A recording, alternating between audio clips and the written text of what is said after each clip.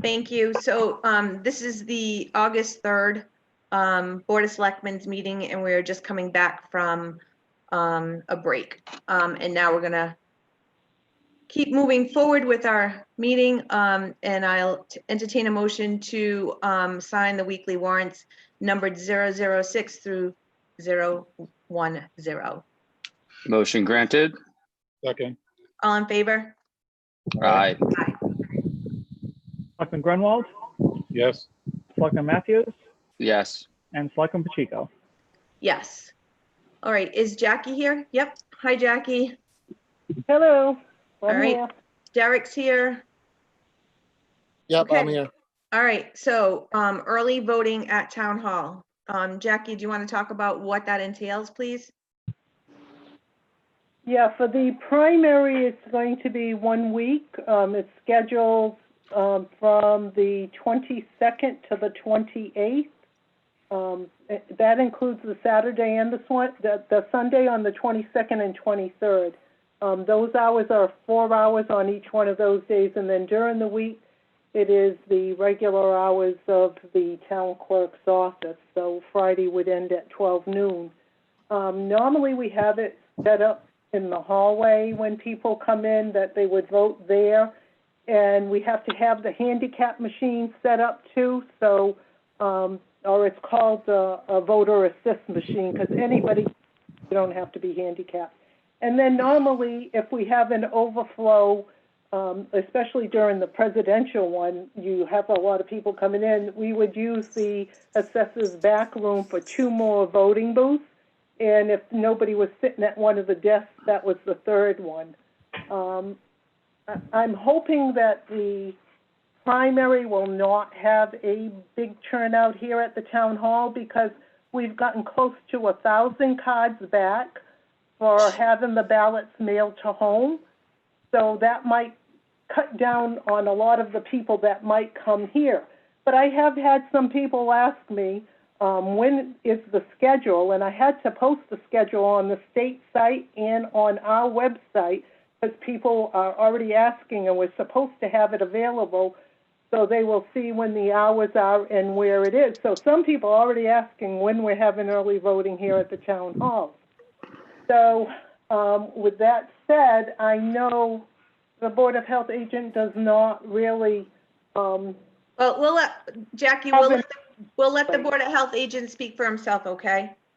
All right, but I'm just saying it was told to me that he doesn't favor having it in the hallway. So that is why I asked to be in on the meeting when we are talking about, when you guys are going to be talking about it tonight. Yep, I hear you. So can you tell me, when we made a plan to open Town Hall, the one thing that we said that we needed was the map room to be open. Where are we on that? Okay. The room is ready to be opened, absent the removal of that file cabinet that contains asbestos. We have put up a door in between the assessor's office and the map room that Mike can now view the records. We ran into a little bit of a delay at the beginning of the project because we had ordered file cabinets. It took almost 3.5, 4 weeks to come in. We were all set to go. We got the file cabinets in. We told Mike that we we're going to have to move certain file cabinets downstairs, certain other file cabinets into the assessor's office. And we bought him 4 locking cabinets because, according to state statute, you can't have certain assessor's records unlocked where the public can gain access to them because they're considered confidential records. So in the process of doing that, we ended up we said, all right, well, let's take there was an old file cabinet that contained file cards in the such. It's 800 pounds. It's not a tiny little cabinet. We took the drawers out of it. It was discovered that the drawers had asbestos in them. The cabinet was made of lead. What we then did is I told everyone not to touch anything in that room until we had somebody come in and test it We had a company come in and test it. A day later, we found out it was truly asbestos. We can't move it until the company comes and takes it out of the building. We originally thought that that could happen in a day or two. However, we've since learned that they have to file with DEP and it's a 10-day waiting period. When they take out any product or item that's asbestos, they're required to have a manifest.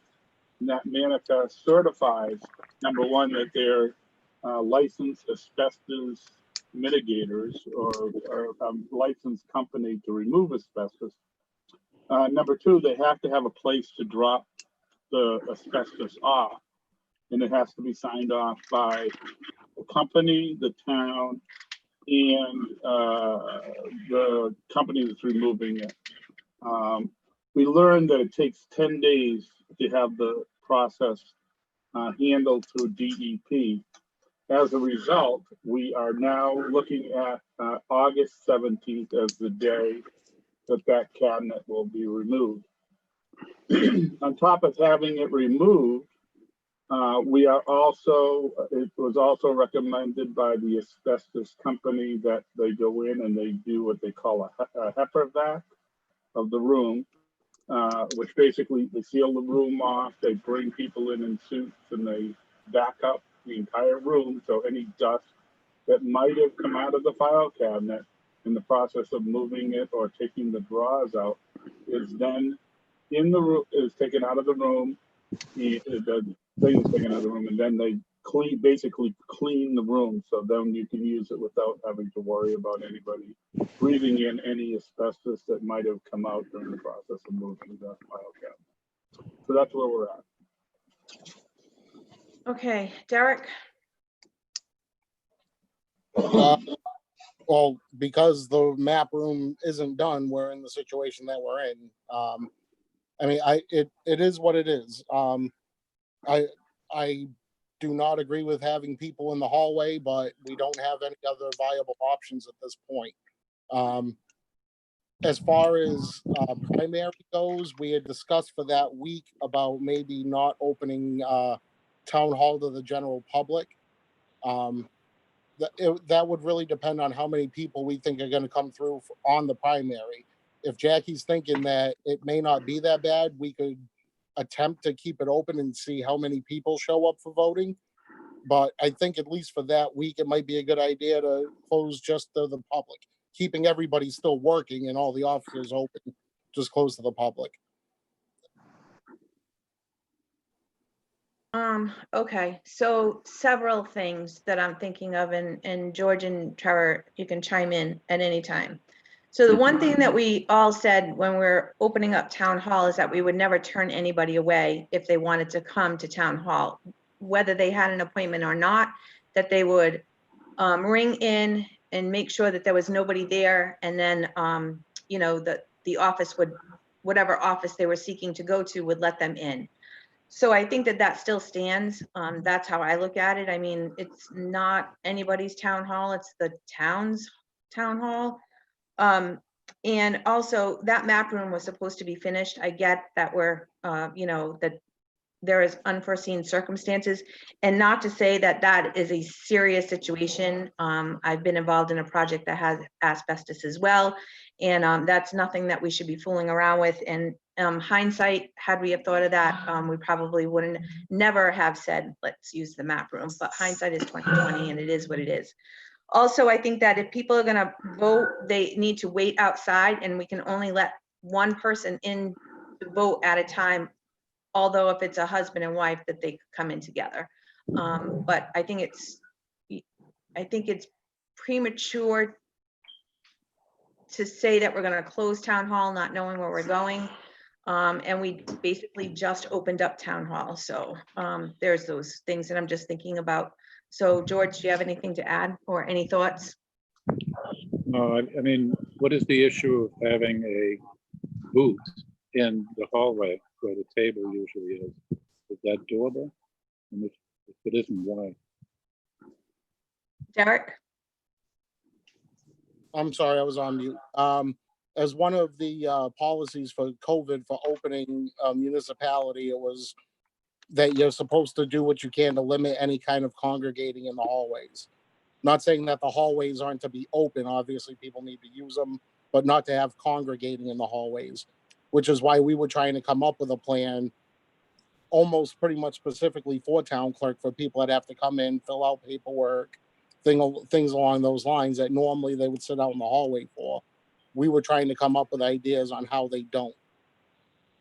Well, my thought was that, as Lisa said a minute ago, people would have to wait outside, come in one at a time, go into the booth and do their voting and then leave.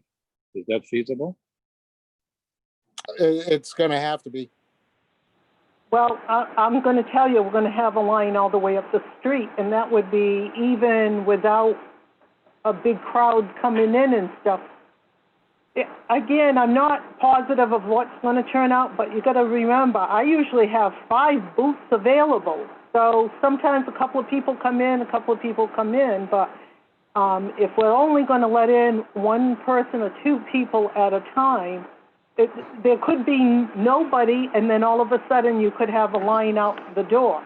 We are supposed to have so many booths available and not restrict the rights of the voters and stuff. I don't know what to say, because normally, like I said, I got to have that big machine that's available for the voter assist. And normally that's in the hallway. I've got to have a check-in table. I got to have a check-out table for people to sit at, the election workers. There's no way I can get all the people in that back room. It was only meant to be used as maybe for people to be able to vote. I still might have to have a small table on the outside for people to check in. Now, if you don't want that, then they're going to have to check in at the town clerk's office. And then we're going to have to close down definitely for any other work, because we're going to have to be handling that. And then there's going to be a checkout table for them to be able to go to put their ballot and stuff in the box. And that was always in the hallway too. Now, right now I had asked Lisa if I could have a table set up for absentee voting. I had another couple come in today. And so they sat in the hallway downstairs at that table where we have the junk stuff on. We cleared it, and there's the 2 booths there. There was enough room. They're against the wall. So they're not close to anybody because they're in that little booth. It was a husband and a wife, and there's enough room for people to walk by in front of there. So I still think that we could use the hallway and yet not be under the COVID restrictions. I'm going to have to clean the tables and everything. I'm saying I think it would still be safe.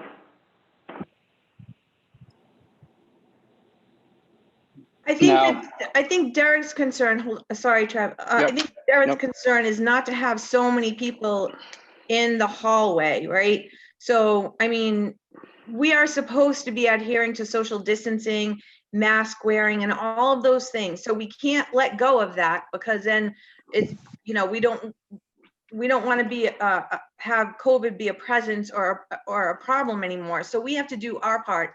And I'm just trying to balance this by, you know, having it open, having the town hall open to the public to vote, and also making sure that we have our safeguards in place. I have another question. If that cabinet hasn't been moved yet, is there any possibility to move Mike into with Lynette, and then use the assessor's main office for voting? That's a David question. Yeah, we did talk about moving Lynette into with the treasurer collector and Isabel, and there's 3 people in the office. It's a small office. We felt that it wasn't people weren't socially distant enough. We could consider moving Lynette over to the other office. No, moving Michael with Lynette. Yeah, that's what I meant. And then, I mean, because that office is at the end of the hallway across from town clerk, and it is a little bit bigger. So, I mean, that's something to consider. All right, Trevor? So is there any other location that we could do the early voting at? Like, I haven't been in the library in a long time, but, and I know it's really small, but could we set up some booths there? Or, I'm just trying to think outside the box here, or any other kind of solutions that could help here. We can't do that because we would have had to file to have an exemption. I guess the time period by which we had to do that has already expired. You had to file with the Okay. Secretary of State to move the election to another location. Gotcha. All right. Well, seems like we're in a tough situation. How many days and how many hours per day do we have to be open to do this?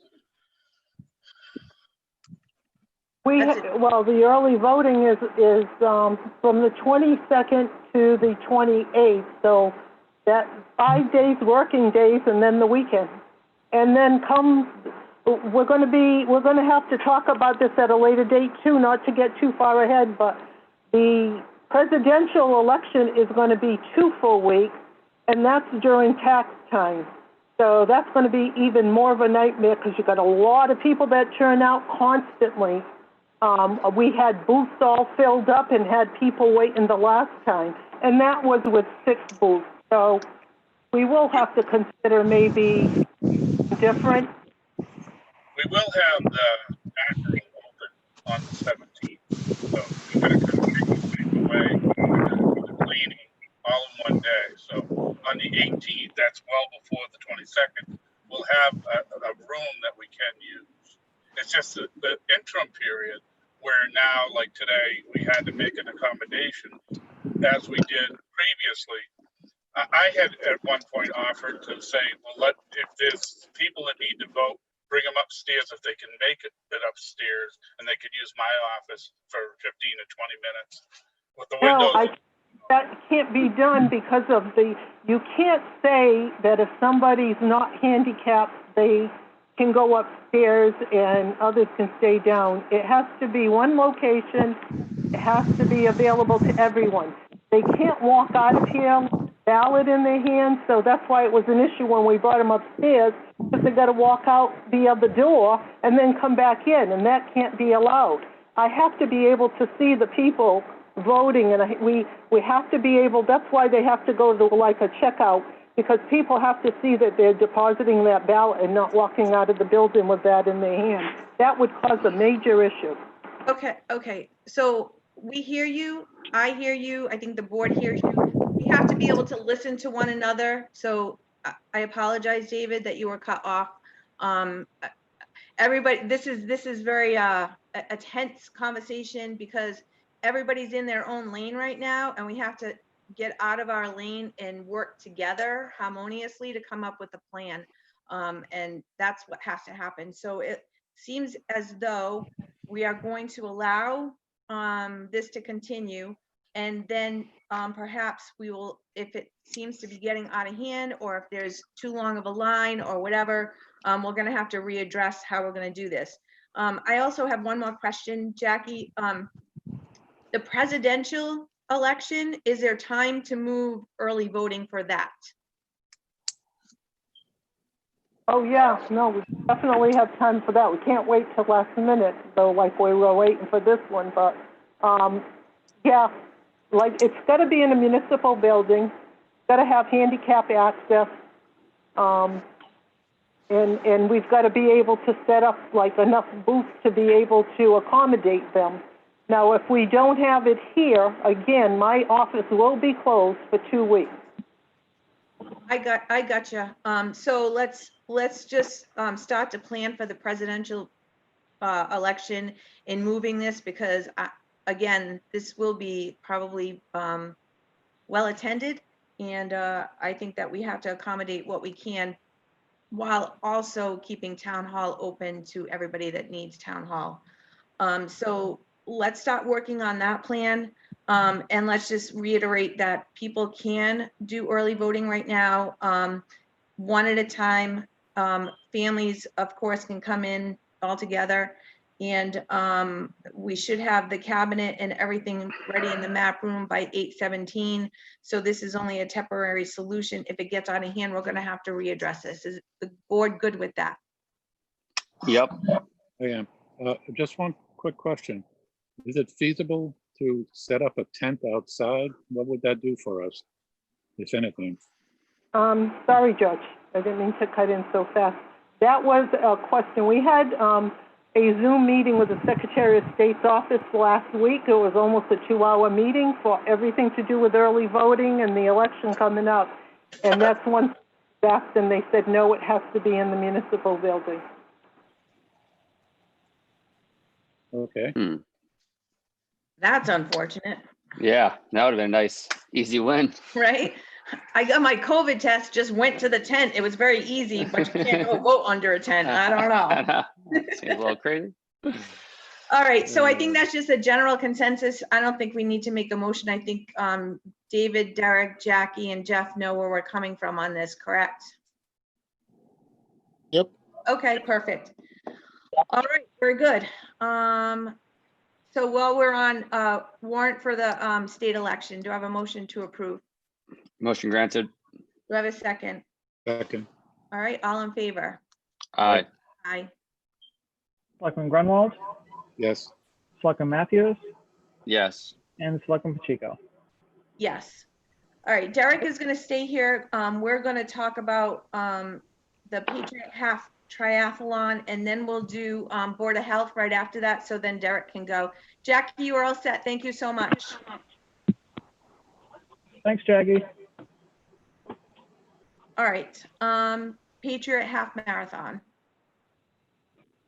Okay, we got a letter in requesting that the date for the Patriot Half Marathon be moved to September 5th. They are proposing to do 2 legs of the marathon, a swimming portion and a biking portion. They're going to do it in 3 phases of 75 individuals each for a total of 225.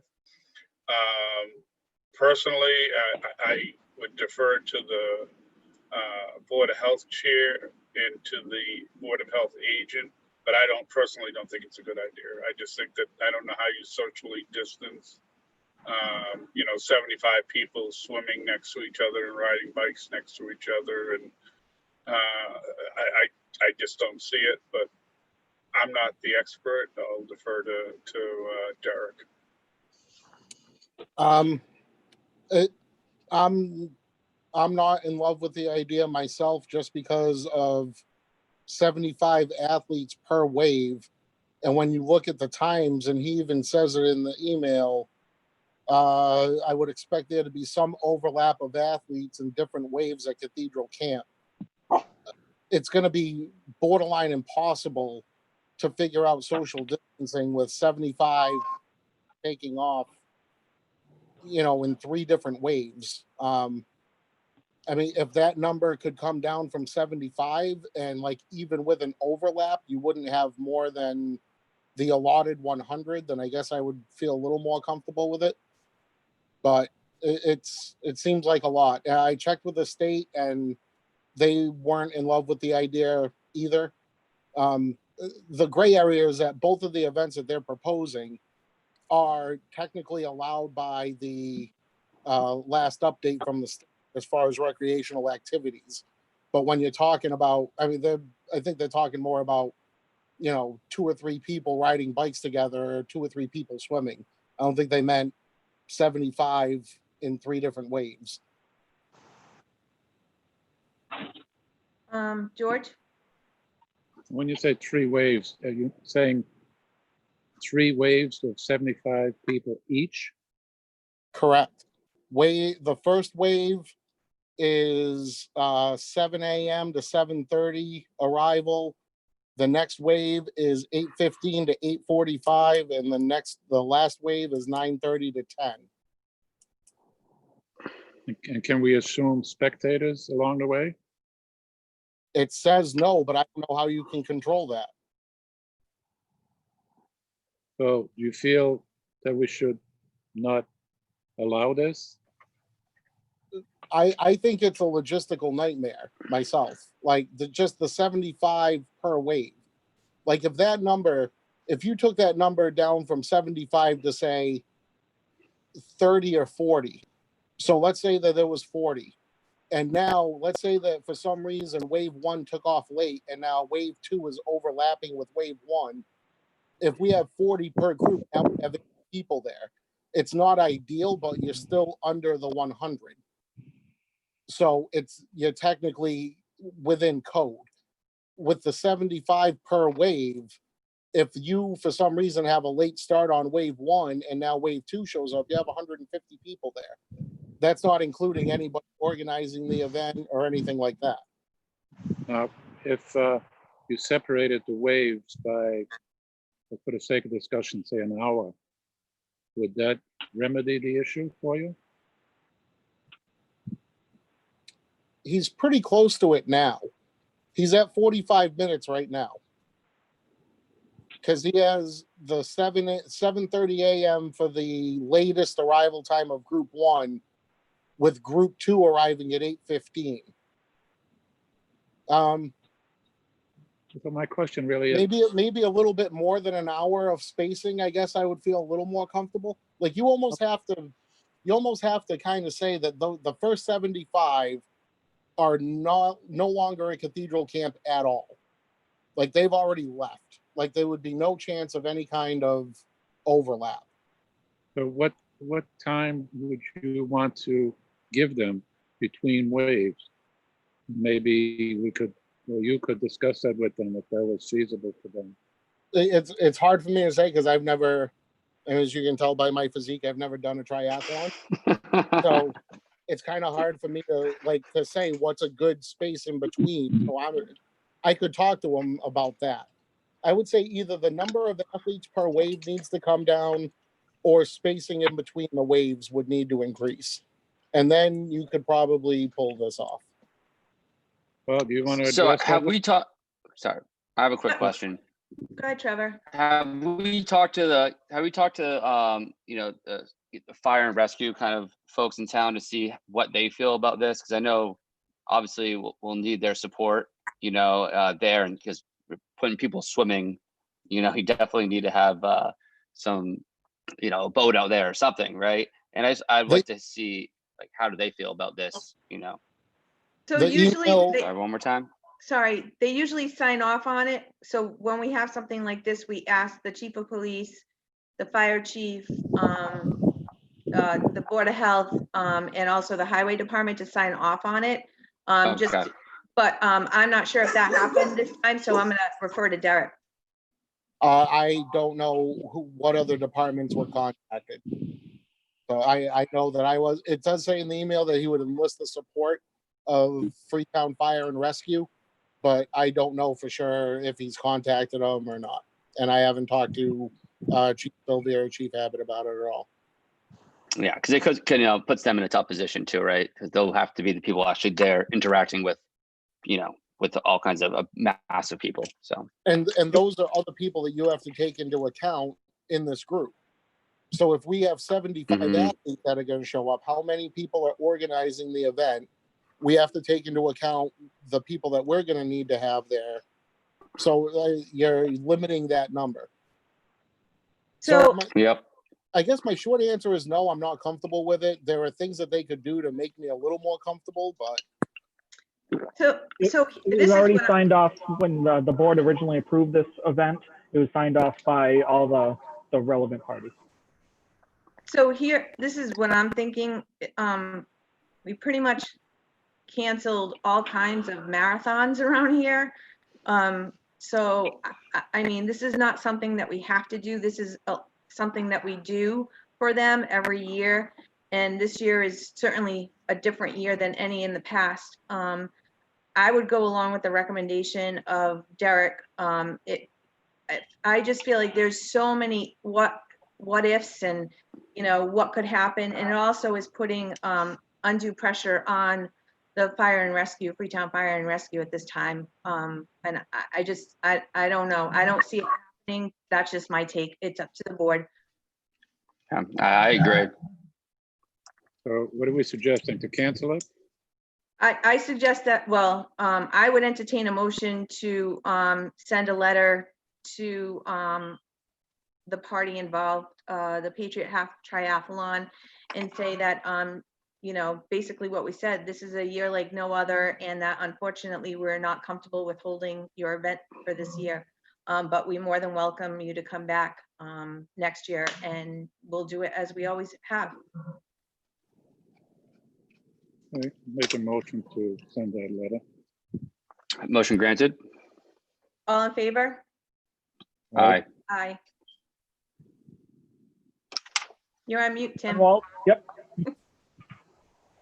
Selectman Grunwald, Yes, Selectman Matthews, Yes. and Selectman Pacheco. Yes. All right, I'm gonna turn it over to the Board of Health right now, so we can do that while Derek is here, and then he can take off.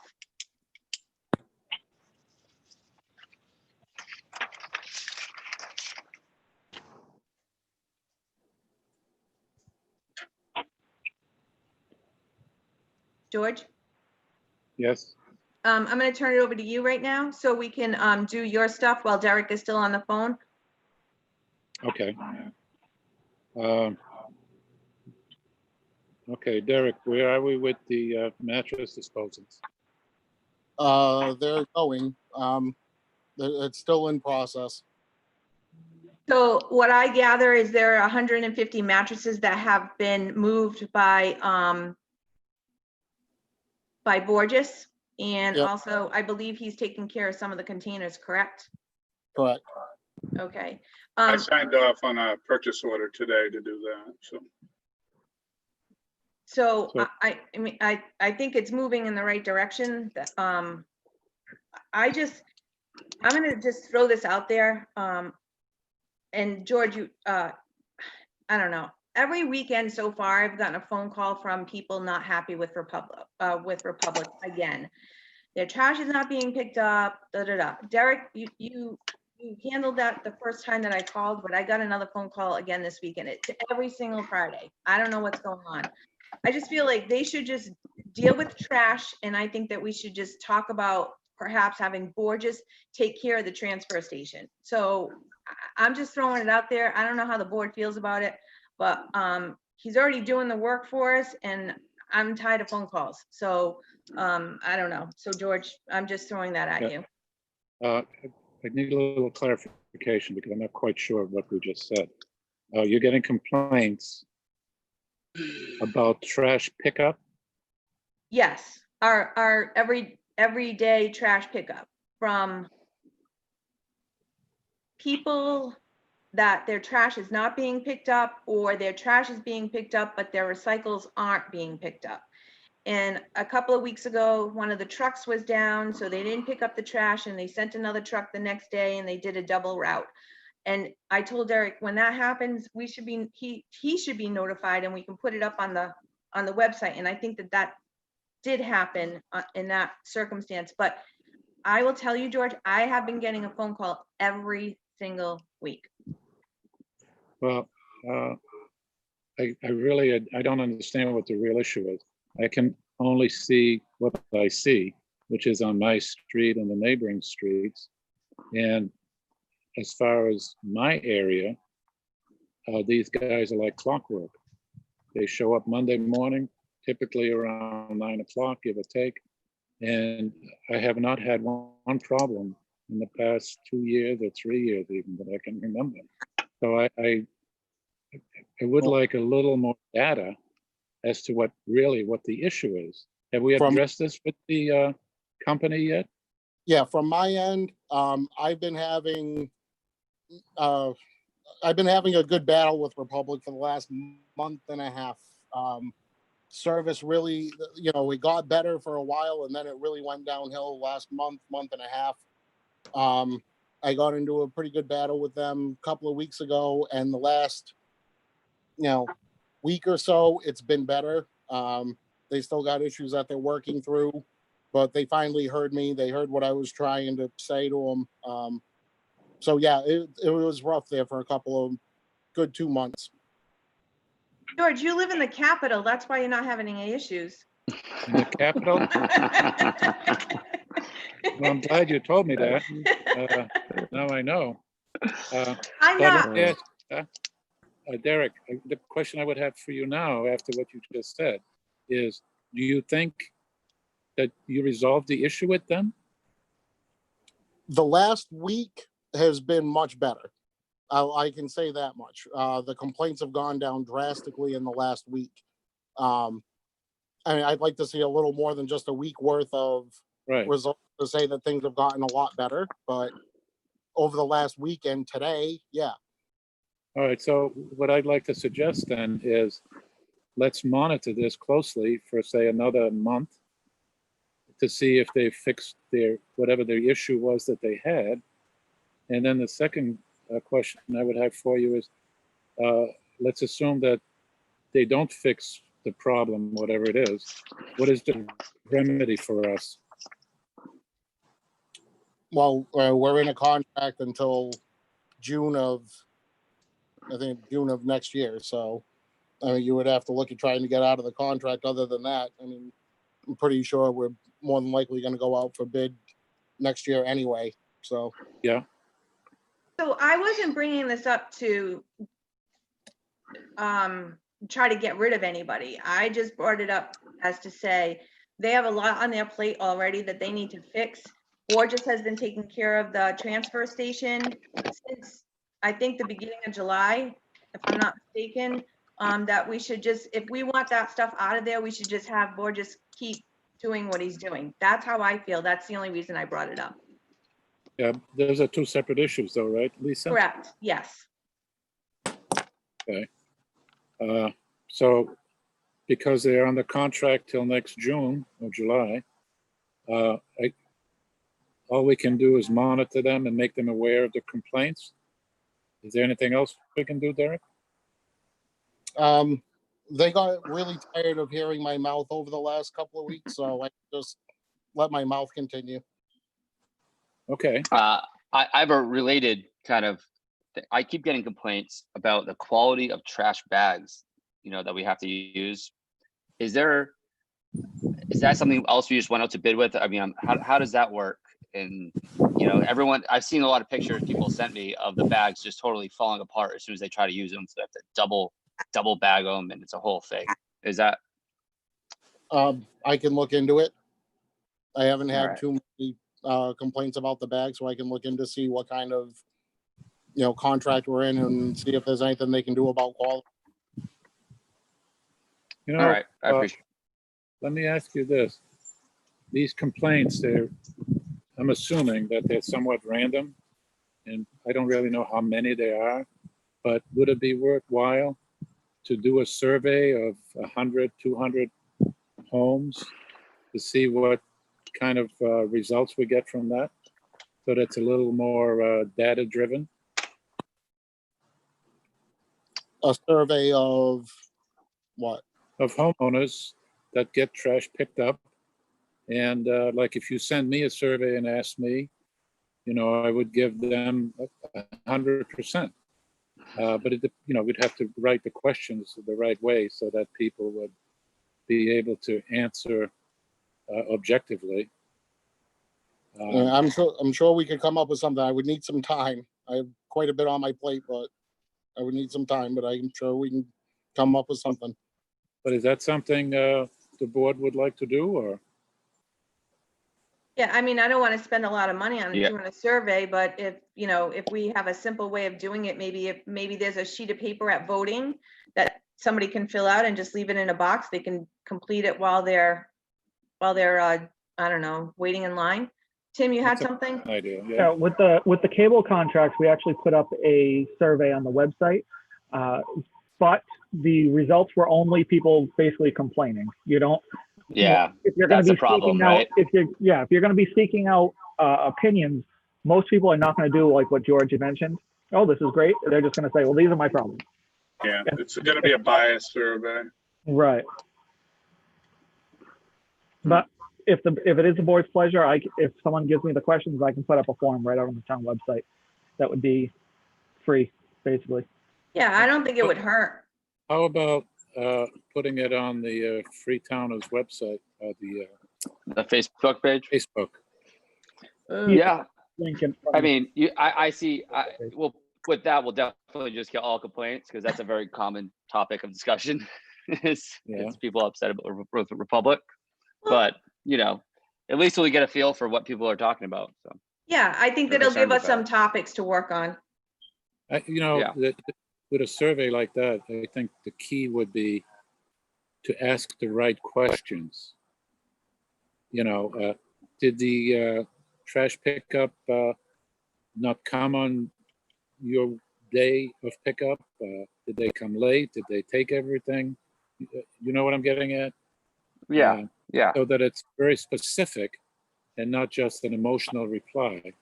You know, I mean, if they write trash pickup sucks, then that doesn't tell us anything. So All righty. I agree. So, all right, so we're good. I mean, like I said, Borges has been up there doing what he's supposed to be doing. I just think if everything's getting done at the transfer station, I think we should just continue that way. That's just my personal opinion. Guy, George, you're on to grants now. and what? Let me get back to my sheet here. Okay, grants. Well, Derek is working on grants, so did you get some or? I'm still waiting to hear back from the state. Like, same as the last update, we've applied and now we just wait. Okay. And I did see your email that we now have the cash register. Yep, I have it. I didn't get a chance to get it installed this past weekend. My plan was to try to get it up and running for this weekend. Okay. You know, after the cash register is in, I think we should review the process because the issue I have with this is we've got a lot of cash floating around, and I think there should be more accountability for the cash. I mean, my preference would be not to take cash like all of our neighbors, Fall River, Taunton, Dayton. These towns do not take cash. I think it would be a smart move to get away from that. But again, to review the whole process for accountability is what I would like to see done.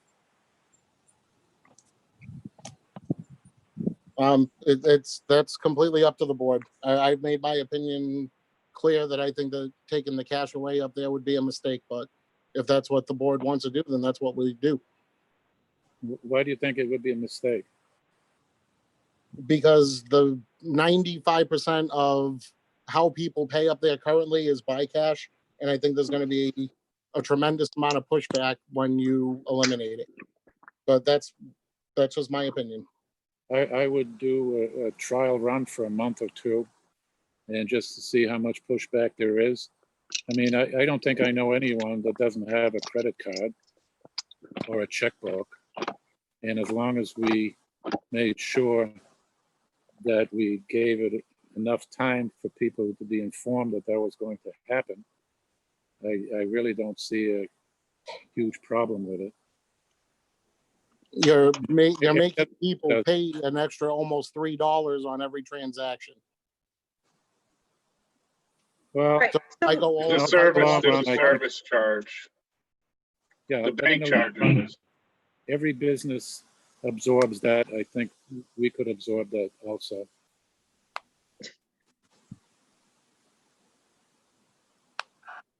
Again, I'll do what the board wants. Well, I think that we need to see whatever the parameters are going to be before we can vote on anything. So you'll have to work, not the Board of Health, and you guys are going to have to work on whatever that is, and then the board would vote on it afterwards. I mean, I can't vote on whether I'm going to do cash or not. Do I think that there should be better safety protocols in place or accountability? Yeah, but right now I don't. It's hard to get rid of cash. I mean, I know it's, cash is, a thing that's of concern to some, but I mean, you're talking about $5 or $3 for something. I wouldn't put it on my credit card or write a check for it. And then you're gonna, if that happens and people will just not go to the transfer station, then you're gonna find more trash in other places than bringing their stuff to the transfer station. I just be, I mean, I don't know, I think, other towns don't have that issue. Why do we? I don't know. I haven't looked at other towns. I'd have to find out. I have. Okay. I mean, feel free to do another survey. You know, that you want. No, I think you and Derek should work on whatever the parameters are gonna be and then bring it back to the board for a vote. That's all. I mean, Well, I just want to know what the feelings of the board are. I don't want to be chasing something that, you know, that's not. I hear doable. you. You'd have to ask Trevor. How do you feel about it, Trevor? I mean, I personally don't really use cash very often, but at the same time, I mean, we're talking these small dollar kind of transactions. I But mean, they're not. I can see that The smallest transaction there would be $10. $10. Yeah, I think that's the least I've ever paid. Typically $20, $30. You know, I mean, Well, people with go the down. credit- if you use I the would credit say, card, you're I would adding say, $10. yeah, I would say we'd offer both. I'd like to start off my kind of my thoughts on it would be is that we start off to have the credit cards and the cash, and then you know, see how that progresses, right? Because right now, right, are they taking both, or is it just right now? Is it just cash? We're taking both. Which- We've both. been taking both for over a year now, and we've had a Yep. total of 3 credit card transactions. Okay, interesting. So it looks like we can't. Then we probably, in that case, we probably can't just get rid of cash. I mean, I would say. But now, are we like advertising that they take credit cards? Is it one of those things that all the people that go there just know, you know, they assume it's only cash, and so The hasn't been used. signage on the door at the transfer station that, like, we have the stickers in the window that has the, you know, the logos of the credit cards that tell you which ones. Yep. We have the sign up to tell you how much the charge would be. We did advertise it when we first did it on our social media and websites. So it was out there. Oh, so that makes more sense, right? Because now I'm putting it together. So because we're charging the $3 service fee, and that's a no-brainer. I mean, if I was there, if I had $10 in my pocket, or I'm going to pay 13 my credit card, I'm going to pay 10 cash every time, right? That's kind of my argument. Is I don't think that you're gonna have, if there was no service charge, I don't think that you would have much of any type of pushback. But just that service fee alone, you're adding almost $3 to every transaction. I see what you're saying now. That makes sense of why people would, you know, not do that. Yeah. You know, every business takes credit cards, and you don't do a service charge. You just roll that into the price of the product, and that's how it should be handled. Yeah. You know, we're not getting the extra $3 service charge, though. That's going to Unipay. No, I understand that. Yeah, he's saying we have to adjust the prices overall. Exactly. With, you know, expecting, you know, so. What you I mean- mean? Like if something costs 20, drop it to 17 to make it 20? You mean? Or more as if something costs 10, we up it at 13 across the board, regardless of the way you pay. You know? Okay. But the resident is paying. Right. Residents Yeah, paying no. 50. Yeah, no, I get you, but that's what I think George is saying in theory. Exactly. I mean, readjust the fees to absorb the extra expenses. But the way we're doing it now, there is no accountability whatsoever. And I just don't believe that that's a good way to do it. Every other town around us is now doing it this way. And truthfully, I don't understand the pushback on having a good accountable system. But Well, Okay. I agree with you. I'm not giving you pushback on that. I think that there should be certain protocols put into place and tightened up. You know what I mean? Like a daily log, what we were charged. I don't know how, I haven't been that involved in the transfer station to see exactly how it is all being worked out. I just have my faith in Derek and making sure that he knows what's going on. So you know what, it's always good to review these things and try to shore up some things and make some changes. I'm not opposed to that in any way. I just think if you're gonna get rid of cash, you're gonna have to do it in a phased way. You can't just say, okay, we're done, unless you just make cash for $10 and less, and you know, anything over $10 is credit card or a check only. I mean, I don't know. There are things that you and Derek could probably work on and bring back to the board. Okay. So do you want me to move forward with installing the cash register, or do you want to wait until we discuss? No, the cash register is almost a separate issue. That's for recording the sales, so to speak. And, you know, every customer, so to speak, again, should receive a cash register printout. And I haven't seen the cash register, but I'm assuming that it will do accounting for you. Yes. The transactions, what the transactions were by codes or whatever. Yep. You know, what I think we need to get away from is, you know, you drive in, you drop off a bunch of stuff, and you hand them a $20 bill, and maybe you get a little receipt, paper receipt that's hard to track. So, but anyways, this is, to me, this is about accountability, nothing more than that. Okay, you have security cameras now. Right, how are we doing with that, Derek? I got, let's see. So far, I've just looked at 2. There's one on Amazon that I looked at, and there's, I kind of gone back to that one that we had looked at a while ago from Costco. I Yep. believe Lorex, I'm sorry, Lorex. Lorex, yeah. I haven't gotten much further than that, but I've been kind of looking up with our specs, you know, on the 4 cameras, recordable, things like that. Yeah, the only thing I would really want to see is that we did not have the cameras hooked up to our own recording. It really should be in the cloud. Yeah, I'm looking for things that we can do like that. Yeah, so, you know, we don't want to, like it's already happened once, the recorder disappears and that's it, you know, all your data is gone. Yep.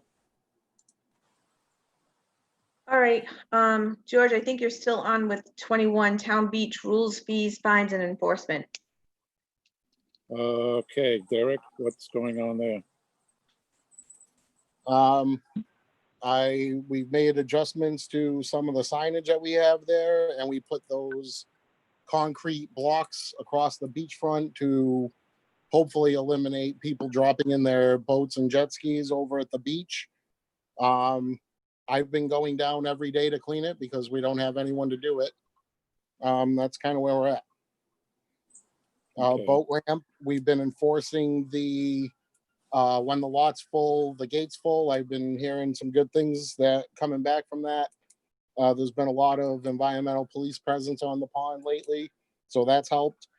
Obviously, we haven't been taking in as much money at the boat ramp, but that was expected because when we're shutting it down, the main thing I'm hearing is that the traffic at the triangle really hasn't been there the last 2 weeks, which is great. That's kind of it. We're still trying to get those signs up. Yamani Galati, who's the superintendent at the New Bedford Waterworks that controls the Triangle property, she did give me permission to put the signs up. However, she was on vacation last week. Eric had the signs. Unfortunately, the signs just say no parking. They should say no parking tow zone, owner's expense. I'm going to get that corrected, but I'm hoping that we're going to get them up this week now that Yamani is back, and I can talk to her personally. So I did get an email from Carlton because I wanted to know how that was all working. And thank you so much, Derek and David, for getting those signs up and moving that right along. I think that I've heard positive things. Sure, somebody's always going to try to you know, I don't know, pick up their jet skis and move them over the Jersey barrier. So that's always going to happen, and you can't protect everything. But so last weekend on the Saturday there were 8 parking tickets. 4 vehicle owners were warned, and then they left. 3 vehicles were removed from the lot. 3 jet skis within 150 feet. The environmental police took over, and a dozen jet skis near the beach and swimmers. Environmental police were notified, and many vehicles parking outside the gate to avoid stickers. So that means that where the beach is, there's a gate, but where the baseball fields are, they're still parking there. So I think that's something else that we can work on. And then on Sunday, there was 1 parking ticket, 3 vehicles removed, a dirt bike on the beach that was removed, and several vehicles arriving, but left as soon as they saw the police. So there was a presence by just not only environmental police, but by our police department. So that's been really good, and I think it's been really helpful. Again, Carlton has reached out to the environmental police, and they were at the boat ramp. And yeah, you're right, Derek.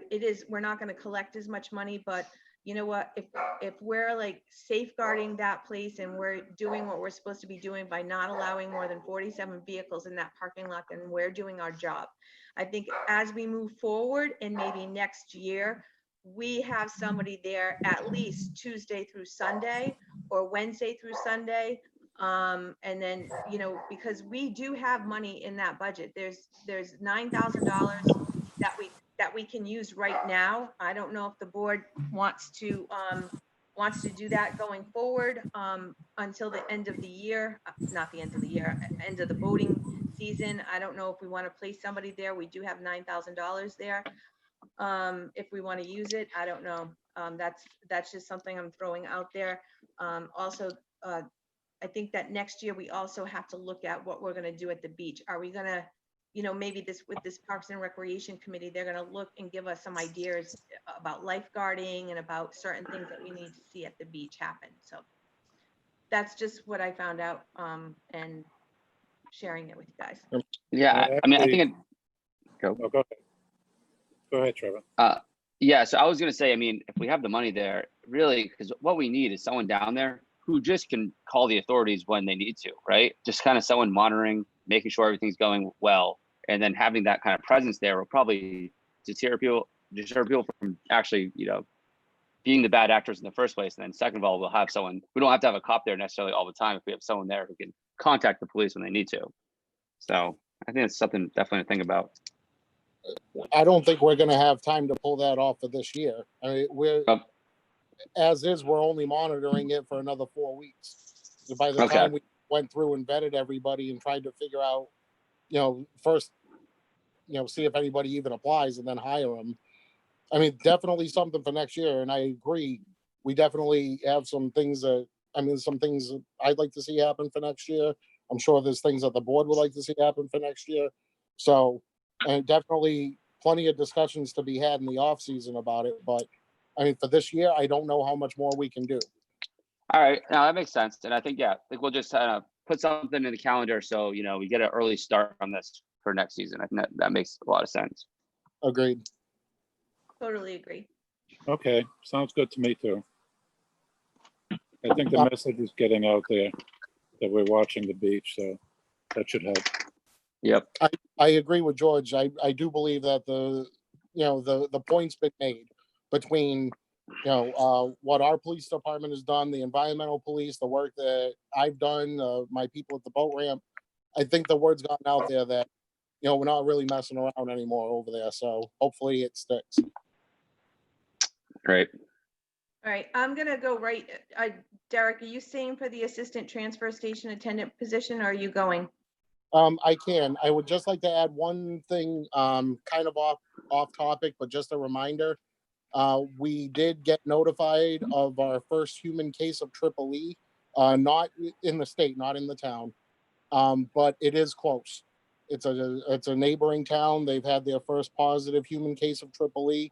So just to keep it in the back of your mind, it's here, and it's gonna get worse before it gets better. So You know, we probably will be closing public spaces from dusk till dawn relatively soon. As of right now, knock on wood, we don't have to, but just to keep it in the back of your mind. Where are we spraying, Derek?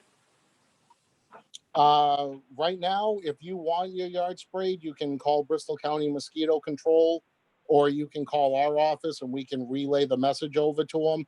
Other than that, they did some targeted spraying in, oh God, it was either April or May, or it might have even been both. They did a little bit of targeted spraying around Bolton Swamp area. Other than that, they haven't done any spraying. So Could you get them to do porta pasture in that area? I can ask.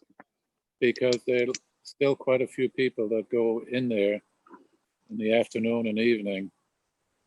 So, I mean, that's my backyard, but there have been quite a few mosquitoes around here. It's going to be a bad year for them. Okay. Can you have porta pasture done? I can ask. Okay. Derek, I have a quick question for you. You have reached out to the Freetown Lakeville Youth Athletic Association about protocols for tournaments. Right now, they can't have tournaments. I've been in contact with them about their baseball season, yes, but not Okay. specifically about tournaments. Well, I went by the other day and the whole FES parking lot was full of people. I didn't go down to the baseball fields because I think I would have had a heart attack, but I think that we may want to reach out and see how many more games they have left. And Okay. reiterate that, you know, everything that we've been working so hard to prevent, that they need to do the same thing. I can reach out to them. All right, thank you.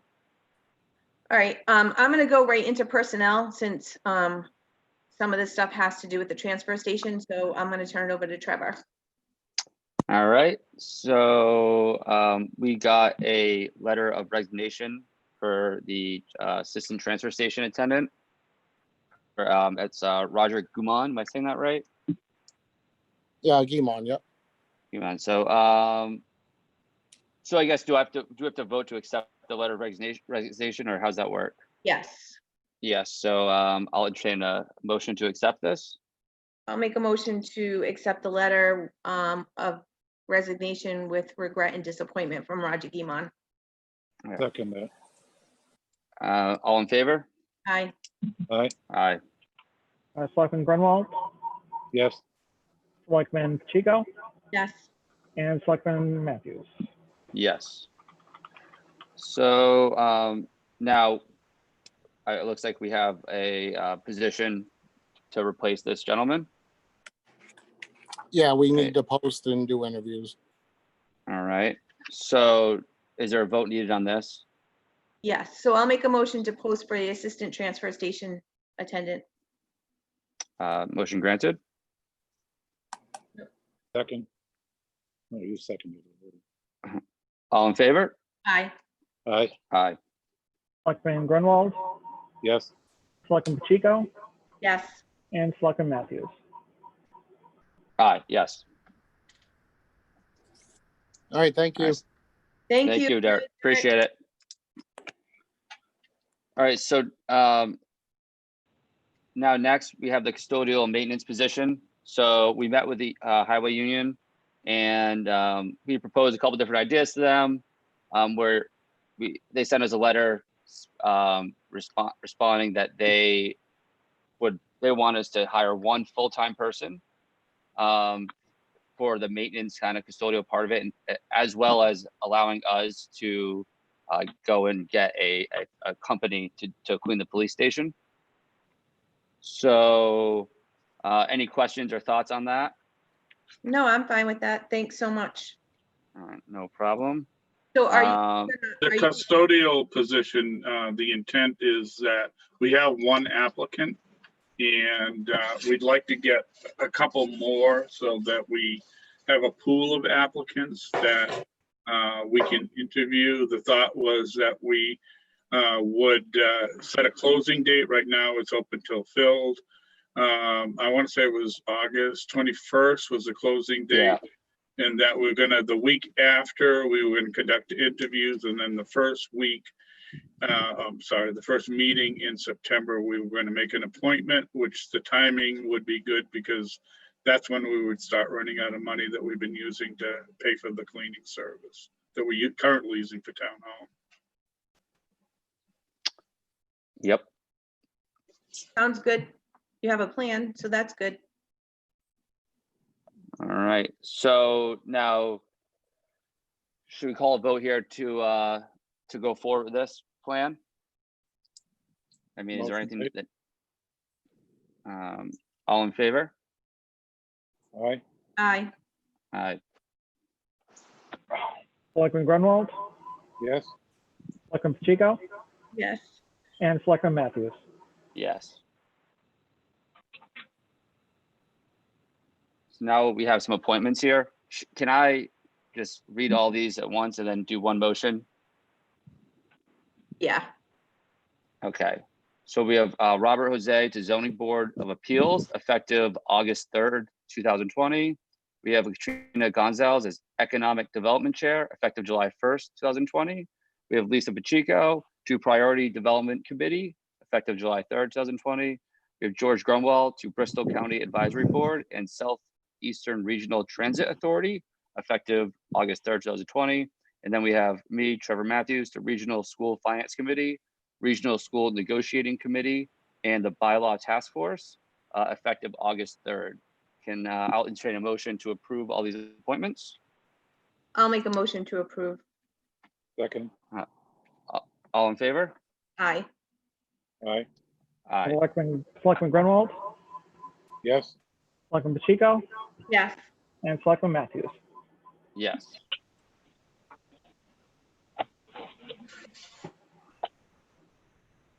All right. Are we good with the personnel? I think so.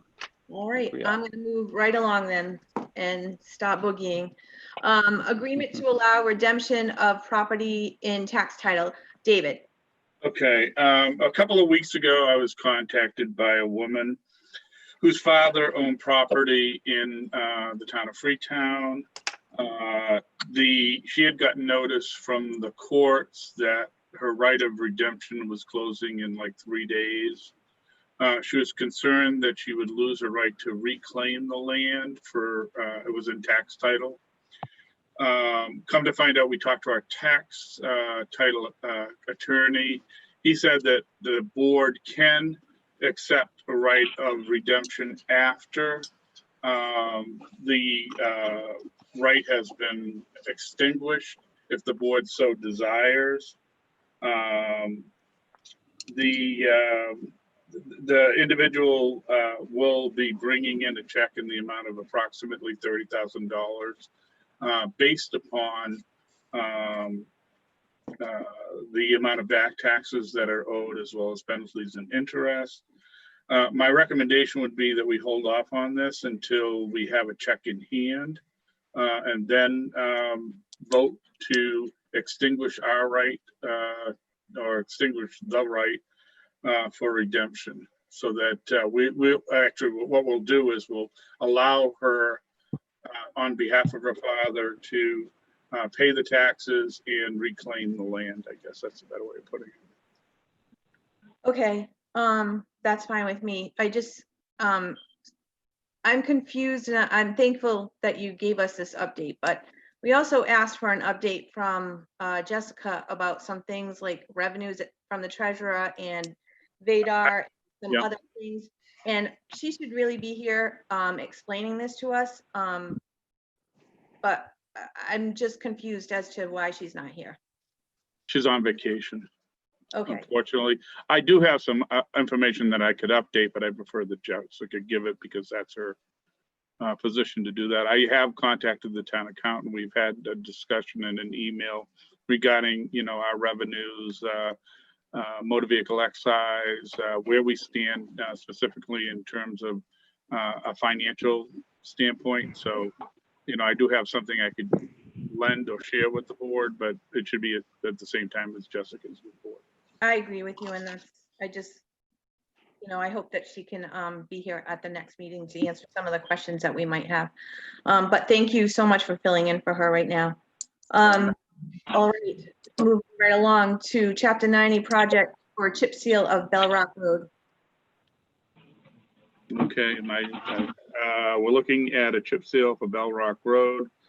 90 funds in the amount of $73,840.20. It's submitted by the highway surveyor. There's an estimate that's attached to, which is a preliminary estimate that's been attached and signed off by the highway survey, as well as a Mass DOT form regarding all environmental permits. So at this point, that's what we have. Thank you. Do I have a motion to approve? Motion granted. Do I have a second? Second, All in favor? Aye. Aye. Selectman Grunwald, yes, Selectman Matthews, Yes. and Selectman Pacheco. Yes. Okay, moving along. South Main Street Sidewalk Replacement Grant Application. David. Okay, I had sent an email out to all the departments requesting that if they had any potential projects for a grant program that's like a fast start DOT program that wanted basically to get money into the hands of cities and towns that wanted to accomplish social distancing and create safe pathways in their communities. I did contact the individual that you had asked about, Lisa, and we didn't hear back, so I haven't done anything with that. But we did get an application in from Chuck. It was prepared by Jim Noyes with GPI, who worked previously on the South Main Street Bridge. The application is a shared streets and spaces application to support the increased rates of walking and or biking to provide greater physical separation, increased safety, and converted neighborhood streets for exclusive and for shared use by people walking and biking. The area that they identified starts basically at the South Main Street Bridge, and there's maps enclosed as well as some aerial photography showing where it starts, which looks like basically midway on the bridge all the way past the church. They're asking for a grant from the state in the amount of $159 and $159,000. That's wishful thinking. $159,530. It's important to note that these grants are competitive, and as much as I'd like to see this project get done, I can't guarantee you that, you know, after we submit it, that it's going to be a funded project. But I'm thankful for the opportunity to be able to submit it and get some work done in the area in the zone.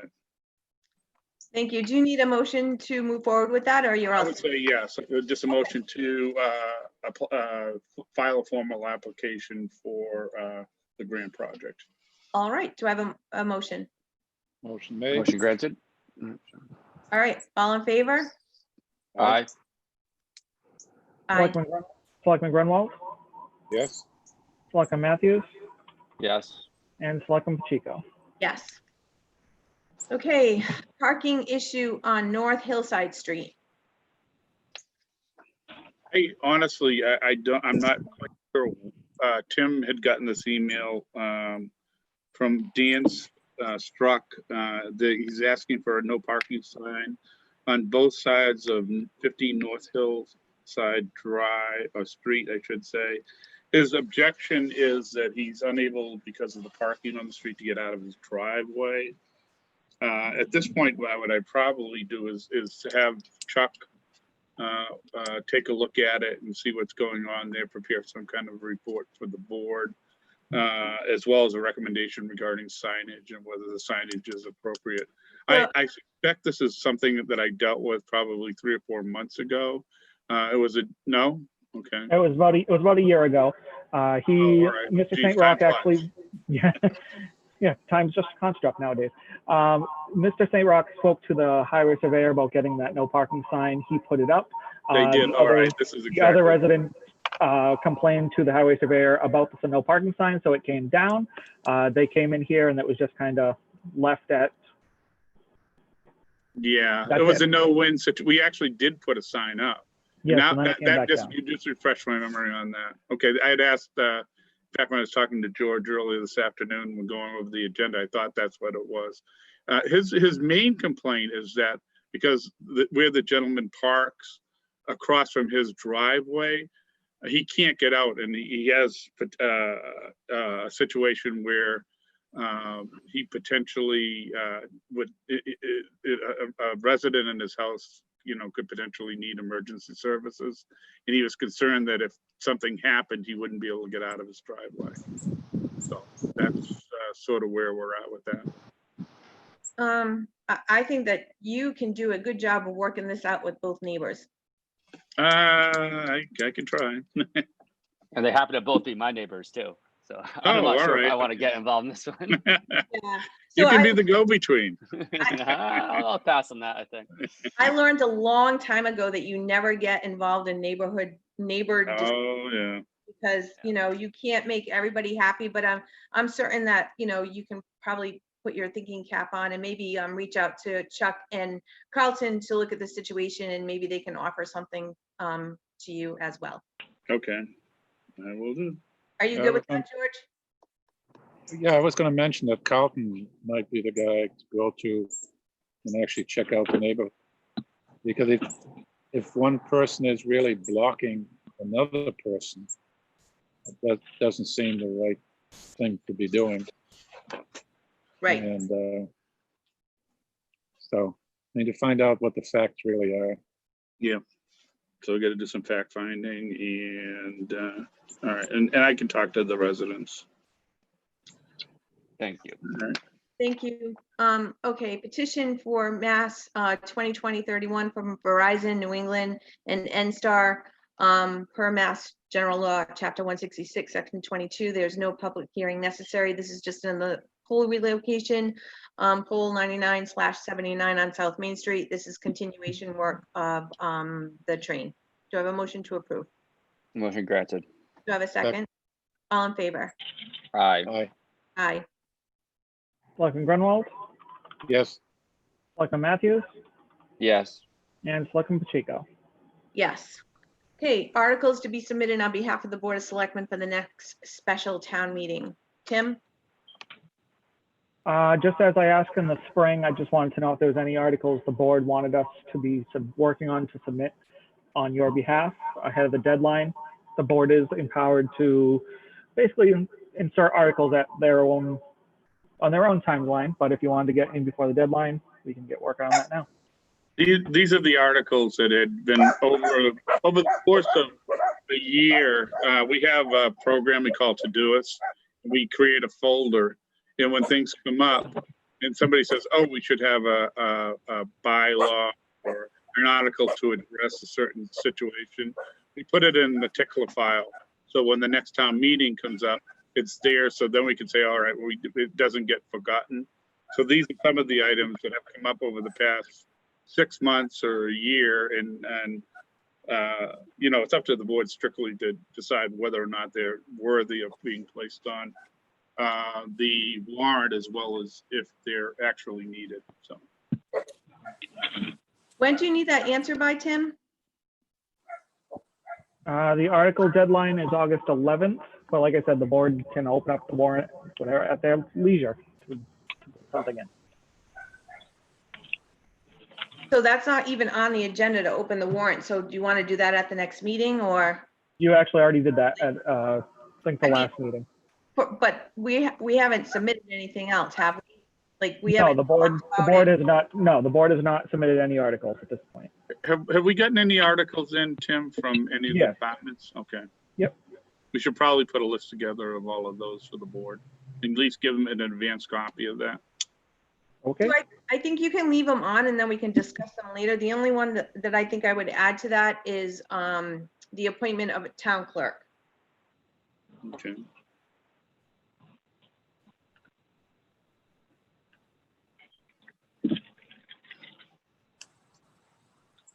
Trevor or George, Can you think of anything else that you might want to add on to that? No, not offhand. No, I'll get back to that. I'll have to do some thinking, and I'll let you guys know. The town clerk appointment is an article? Yes. So, Jackie is an elected with no end in her term. That was Right. just for her specifically. So the town clerk's position is very it's an important position and something that shouldn't be left up until somebody running for the position. So if we want to make it an appointed position, we have to put it in town meeting at the special town meeting, but then it also has to go to a ballot. That would be the same thing as the highway surveyor. If we wanted to make that an appointment position, it would have to be voted and approved at town meeting, but it also would go to a ballot vote. I think making it an appointed position would be the way to go. Yeah, I agree. We can't leave that up in the air. That's how I feel anyway.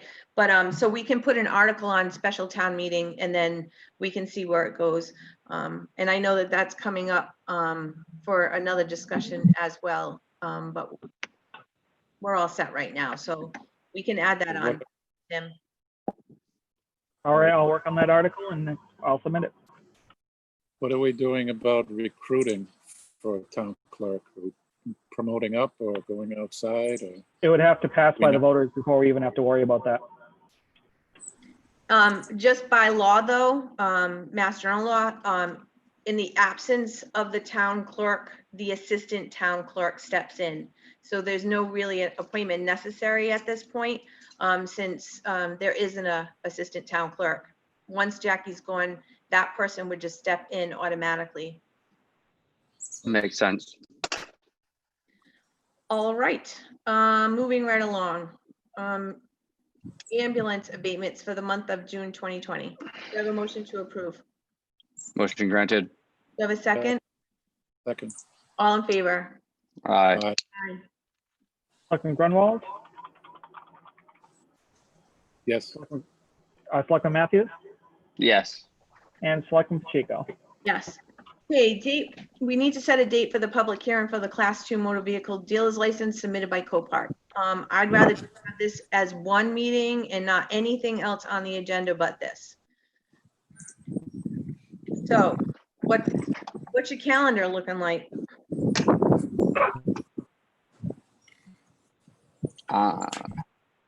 I'm pretty wide open, so.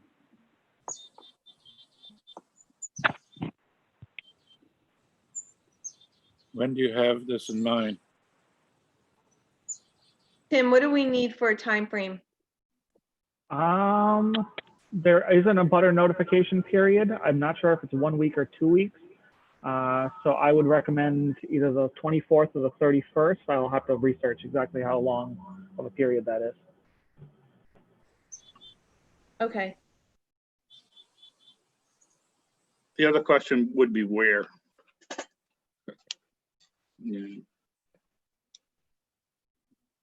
Yeah. Pavilion? How soon do we have to do this? They've requested it to be as soon as possible.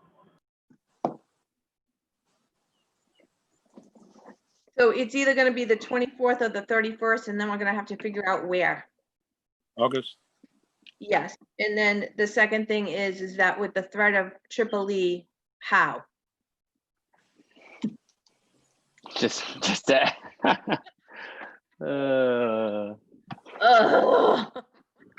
Yep.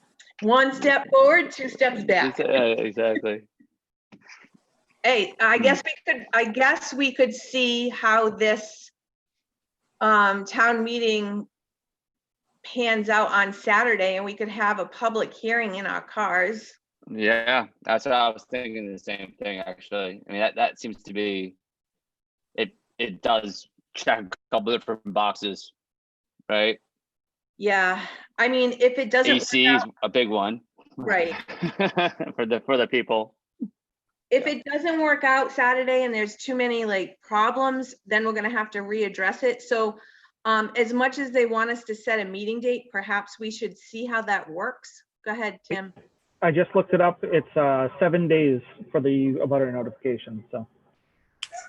Can we make that part of the town meeting? Maybe The not part, town, but the town meeting that's this weekend or the one in No. October? October? Would it, If I you mean, wanted to, I suppose. It would just be a selectmen's meeting that's either right before or right after. I think that would really complicate things, unfortunately. Because then you'd have people that were coming for that, but they may not come for town meeting. You're gonna have to let them leave the parking lot and then come back into the parking lot. That it's that would be kind of problematic. It's just what I think. I don't know. All right, so do you think that we should just have it on the 31st? No, I mean, that works for me. That would give Right. us more time, or is that Labor Day weekend? No. No, that's the week. Okay. No, yeah, I think Labor Day's on the Labor Day is really late this year. Yeah, the 7th. on the 7th, yeah. Okay, so if we have it on the 31st, I mean, we don't really have to have it on a Monday. We can have it any day during the week, so we have to have it. I will be actually going to Just as a Vermont that note, week. We just lost George. Okay. I don't know if he had a connection issue or what, but Go ahead, Trevor, what's the matter? I mean, I can definitely move my schedule around, but I am going to Vermont on Tuesday the 1st. But I mean, I can figure that out. So No, we can't do that too. That's like, no. So why don't we shoot for the 26th then? Is that a good? Yeah, that works perfect for me. Okay, so that's a Wednesday. Want to say 6 o'clock? Sounds good. David, I can't hear you. Oh, okay. Sorry. Okay. No, that's all right. So Wednesday, the 26th at 6 o'clock. Now, the only thing I'm concerned about is we don't have to say where, right now? I would need to know to be able to notify abutters, so I would need to know by the 19th. Okay. Oh, shoot, sorry. Rookie.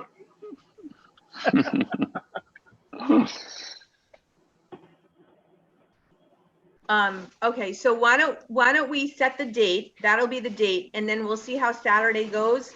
And then the three of us will be there Saturday. If everything works out, we can say, yes, we'll have it there. If not, then we're gonna have to think of something else. And I don't know what that something else is. All right. Are you guys good? Trevor, you good with that? Yeah, that I mean, I don't think we have many other options. So No, I mean, I don't know what else we can do. All Do right, we want to hit pause until George comes back? is he I coming don't know. back? I don't know if David was talking to George on the phone there.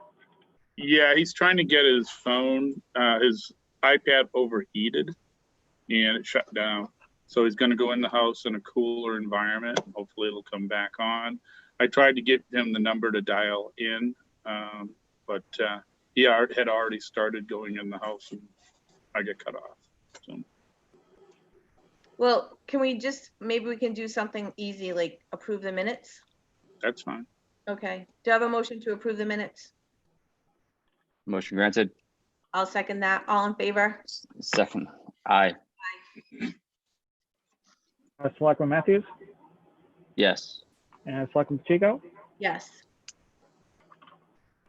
I think the Go Gold group, I don't want to get too much ahead, but the Go Gold group, putting ribbons on town hall, they do that every single year, basically, all kinds of different colors. We've had blue, gold. This is for Childhood Cancer Awareness Month. Can I have a motion to approve to allow them to display the gold ribbons on town buildings? Motion granted. I'll second that. All in favor?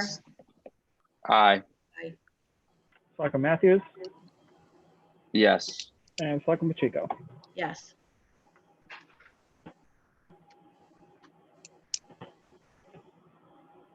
Did you have anything for the police station update, Lisa? No, but did you see the lights? Have you guys gone to the police station? I heard about I it saw that. I yesterday. haven't seen them. Oh Yeah. my God, they are beautiful. Oh, it looks so good. It like really makes a big difference when you see like those like the, so the two on the Those are pillars in the closed, front are blue and all the other ones are like a white. It's just, yeah. Looks good. Awesome. I'll have to swing by.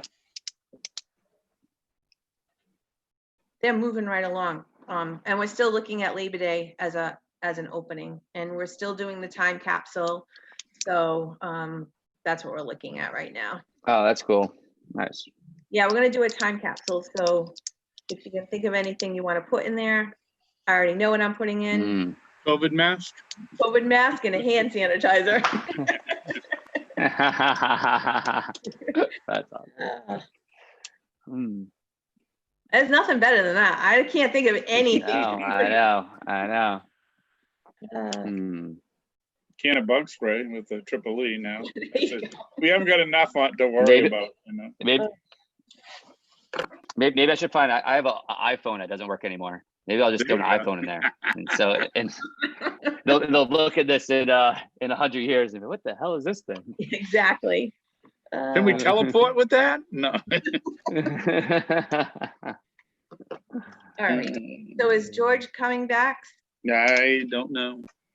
I tried to, like I said, he said he was going to go in and see if he could cool off the device and see whether it would come back on. I tried to give him the phone number, but he had already hung up on me.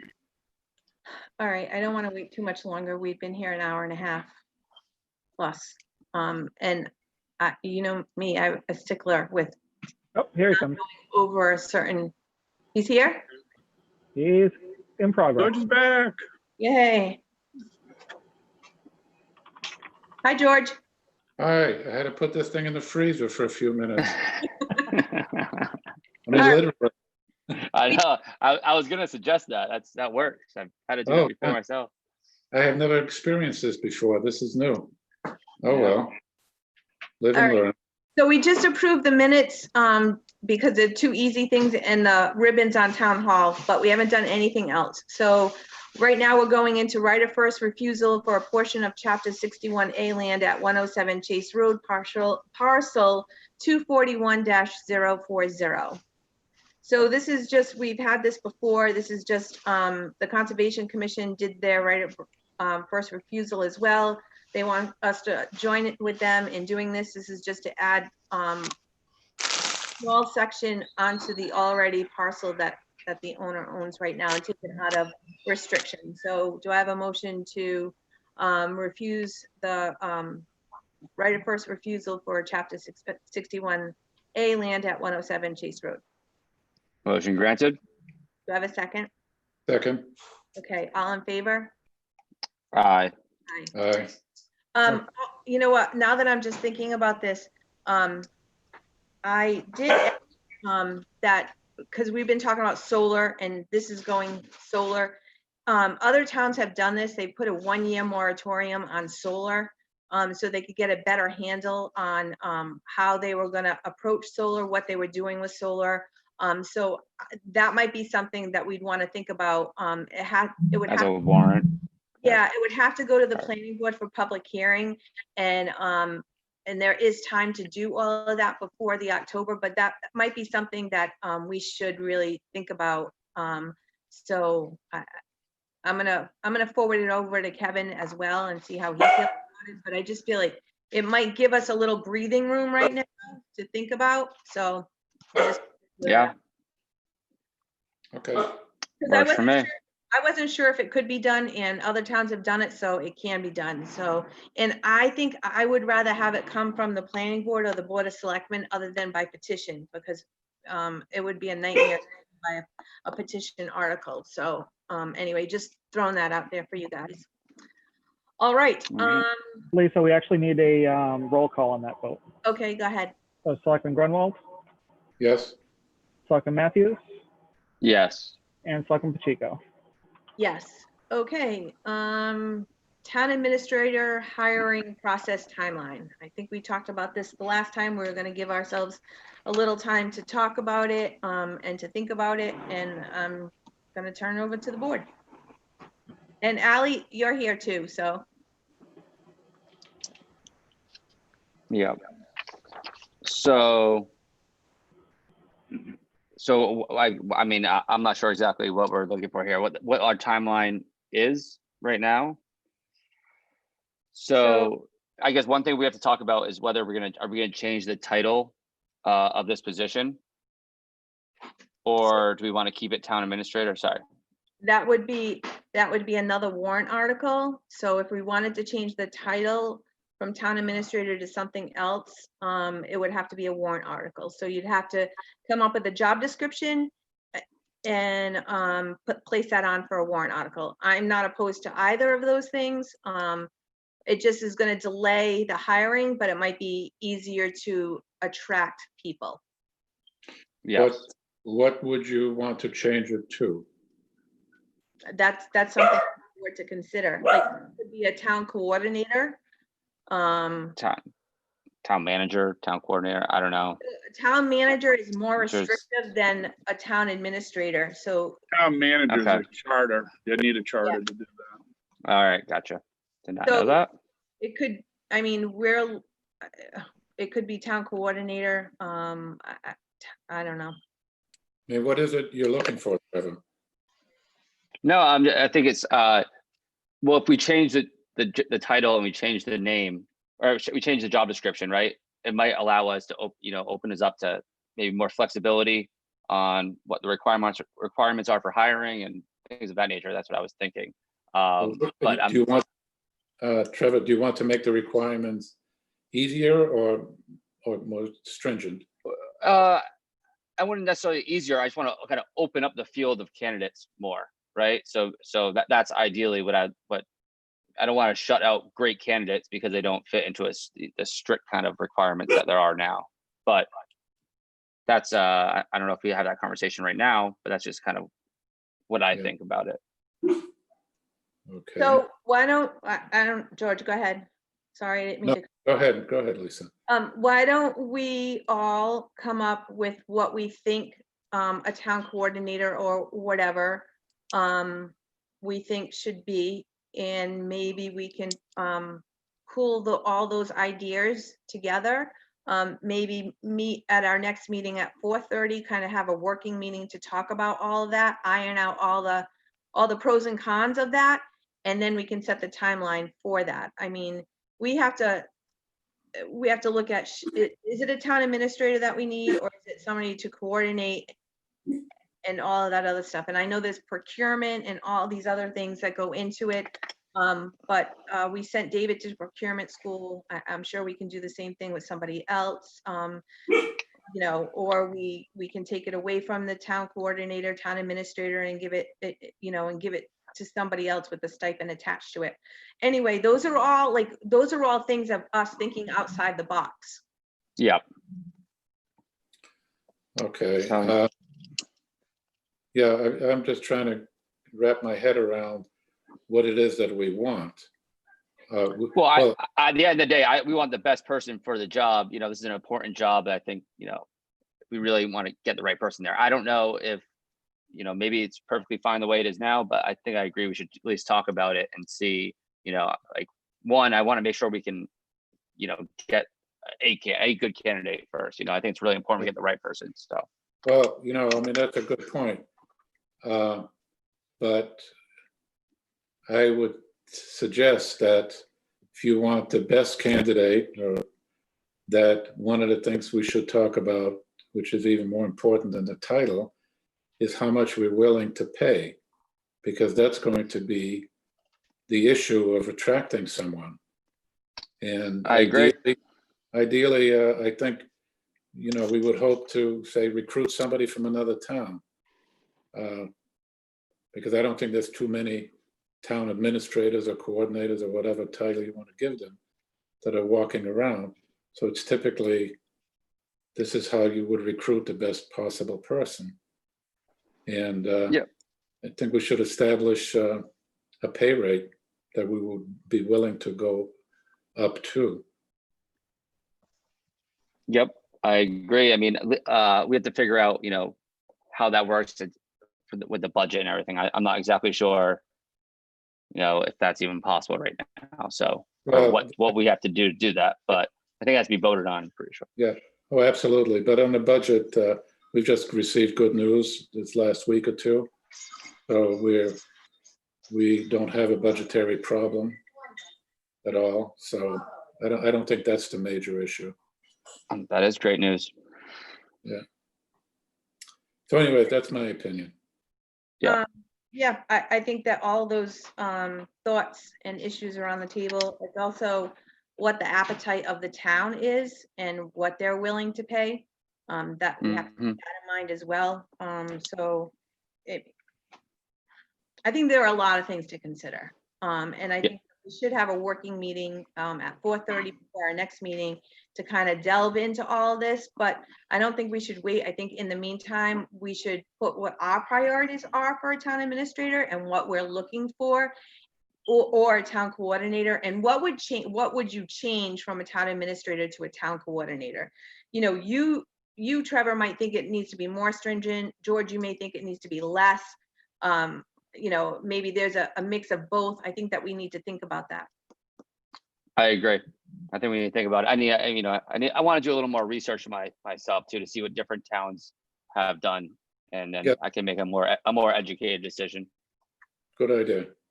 Okay. Town coordinator would be considered a step down from a town administrator, just as a point of information. And that if you're looking to save money, then that's one way to do it. But you're not going to get a town administrator to leave a town, or a town manager to leave their position to take a town coordinator position for less money. So unless you really want the position to be an on-the-job training position, which you're going to get somebody that'll come in and work for 6 months to a year and say, I can be a town administrator, not a town coordinator, and leave and make $40,000 to $50,000 more. So I think you have to frame it in terms of what it is. If that's what you really want, then I don't care either way at this point. If that's what you guys want to do, you do what you do, and I'm fine. December 11th, I'm gone, and we all part friends, you know. I do not want that. What you just described does not seem ideal for the town, but yes, I think I just need to do some more research on it anyways. All right. And go ahead, Trevor. No, it's David. I'll probably reach out to you, David, for some more, we could talk a little bit more about this. Okay. All right, thank you. All right, town administrators report. Gally, do you have anything to add? Sorry. No, the only thing that I would add is that we're getting against the time, a date right now. So if you're going to change it to town, if you're going to keep it as town administrator, you're going to have to either talk about their salary and appropriate more money. And also I want to make sure that the board understands that if you keep it as town administrator, you have to go by the bylaws, which requires a master's in public administration and 5 years experience. So that makes the pool come down a lot, especially if you're going to pay the 112. You may not get the people that you are thinking that you're going to actually get. So the board really has to think about the salary. They have to think about either changing the position to get more people if you're just going to keep the salary at the 112. And we don't have that much time. So we need to do this sooner rather than later. So I would hope at the next meeting, everyone either asks myself or David any questions that they're thinking about so that we can get them answered. If we can't answer them, we can ask council. If we need to change it from town administrator to something else, that's another question we can ask council. Do we have to go, does it have to be an article, or can we change it to executive secretary?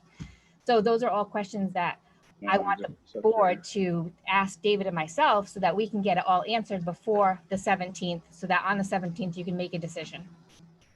I don't think I would want to take away a position. I think that I think I would add a position, right? So I would always keep town administrator in case, town coordinator doesn't work out, or we're not even there yet. So I hear what you're saying, and I agree that we need to get this done by the next meeting, and have a timeline and adhere to that timeline.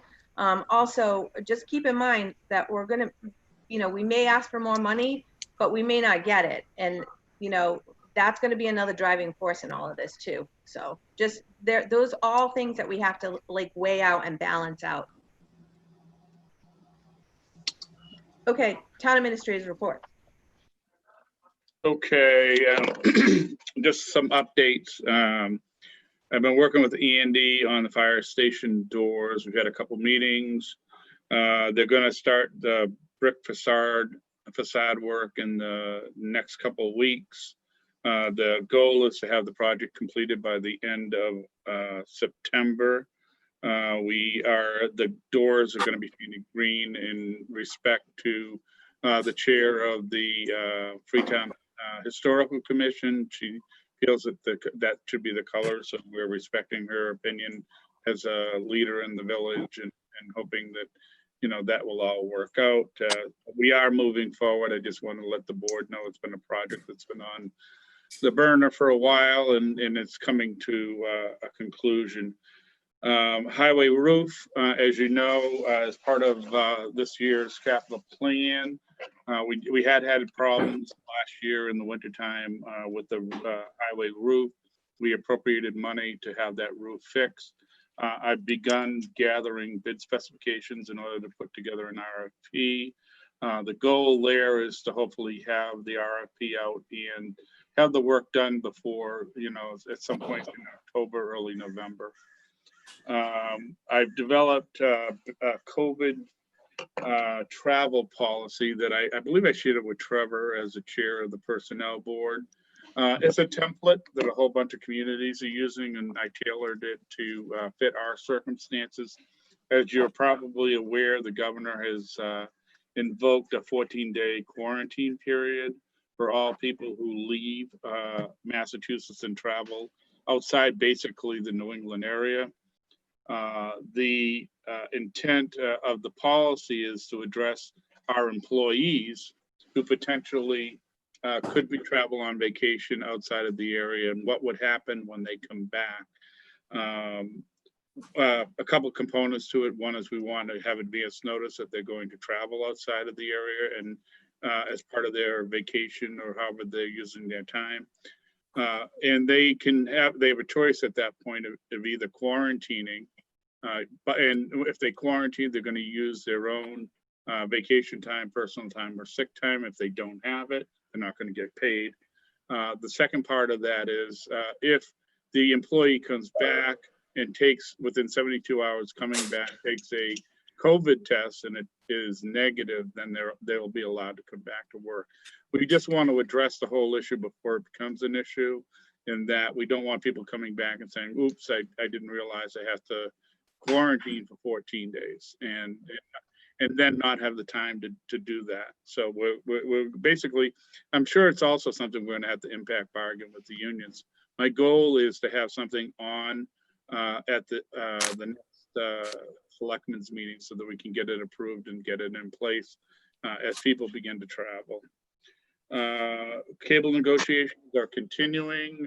There's been a little bit of movement on both sides.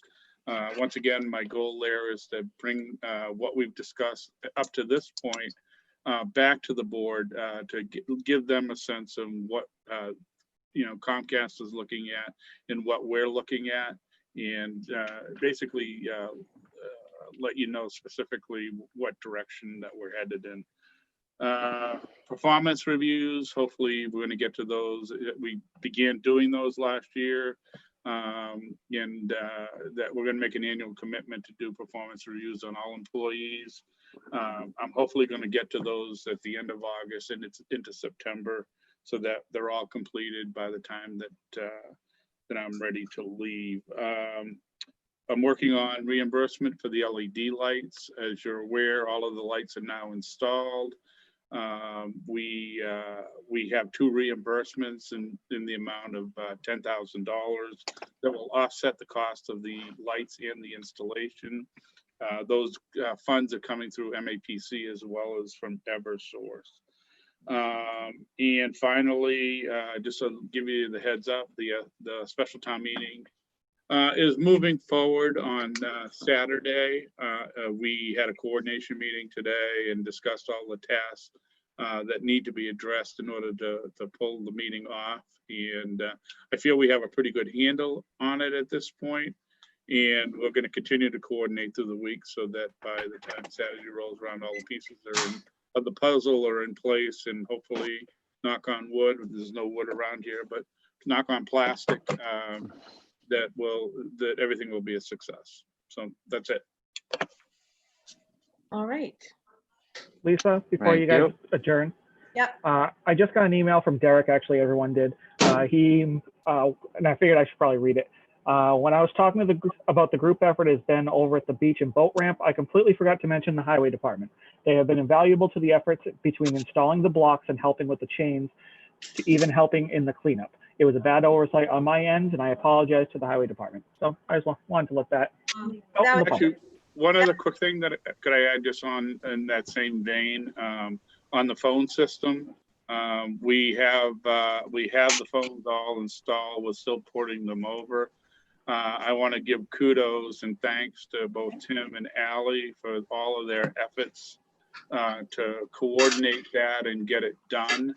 It's been a challenge all the way down the line, and I really and truly appreciate all of their efforts and you know, basically coordinating the whole process and basically getting it done.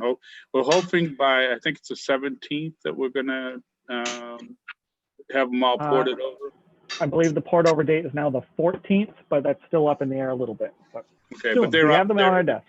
They're all on the desks, and we can call internally and we can dial out, but the problem with that is people won't know where it won't come up as a number that they're familiar with. So most people don't answer calls that they get. No, at least I don't. If I don't know the number, I'm not going to answer it. So we're going to wait until everything is ported over before we start using it outside the building. So that's where we're at. So thank you, Allie and Tim.